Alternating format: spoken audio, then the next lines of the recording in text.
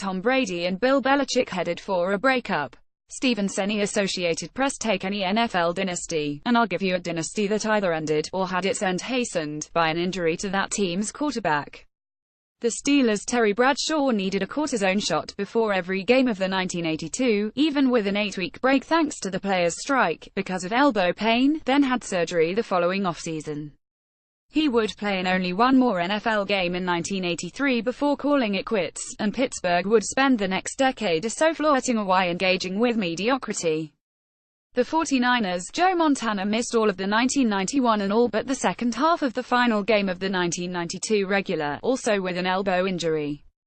Steve Young already was in place as a very capable replacement by the time San Francisco traded Montana to the Chiefs in 1993, and the 49ers would add to their Super Bowl tally with Young at the helm in the 1994, but Young had his career ended by concussions and San Francisco spent more than a decade in the wilderness.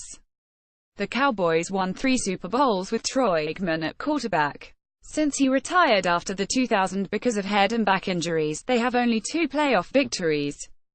Obviously, the teams mentioned above were successful for reasons that went far beyond their quarterbacks, but all 4 of the above-mentioned signal callers ended up in the Pro Football Hall of Fame.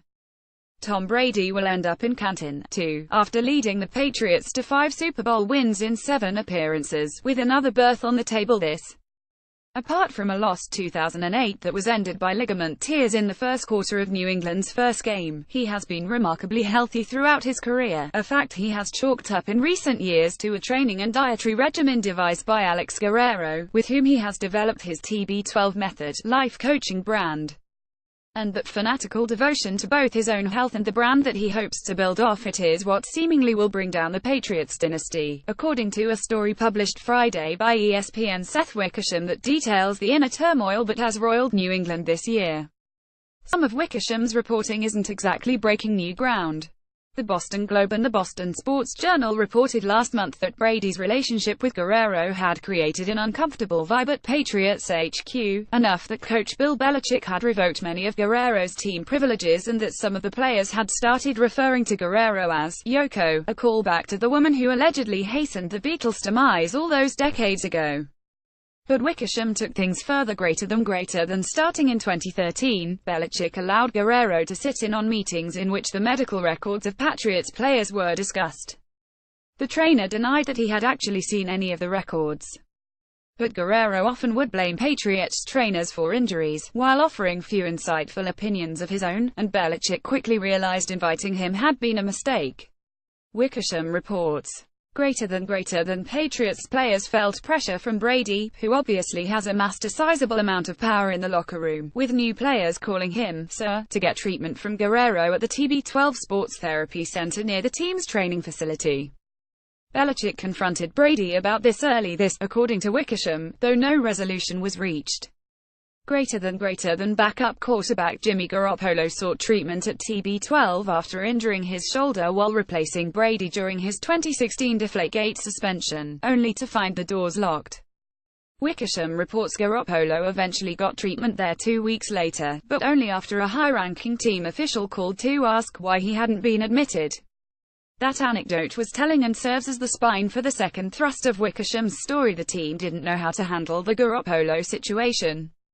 According to Wickersham, the Patriots repeatedly offered the future free agent $17 million to $18 million annually to remain Brady's backup, with a promise of a further raise once he ascended to the starting role. But Garoppolo's team, led by agent Don Yee, who also represents Brady, rejected the offers, which probably was for the best for both sides. Why would Garoppolo take any deal that limits his earning potential and doesn't explicitly promise him a starting job? Why would the Patriots, usually so savvy in their salary cap maneuverings, devote so much money to a player they knew wouldn't be taking the field unless Brady got hurt? Again, Brady seems to devote much of his energy into not getting hurt and has said he wants to play into his mid-40s. Eventually, Belichick was forced by owner Robert Kraft to engineer a mid-season trade of Garoppolo to the San Francisco 49ers, getting a mere second-round pick in return. The move left him furious and demoralized, his friends told Wickersham. Garoppolo went on to win all 5 of his starts for the 49ers, a fact that Wickersham reports delighted Belichick. The Patriots are preparing for another Super Bowl run. Brady is outwardly healthy and again is a major reason they're in that position. He's also the reason they might want to truly savor it this time around. Read more on the NFL Steelers. Ryan Shazier regains feeling in legs, while Todd Haley has shattered pelvis. These X factors could determine which NFL teams win on Wildcard Weekend. The Jaguars and Bills are having a Twitter fight about tickets, NFL Wildcard playoff picks and Super Bowl odds. Jaguars and Saints win easily.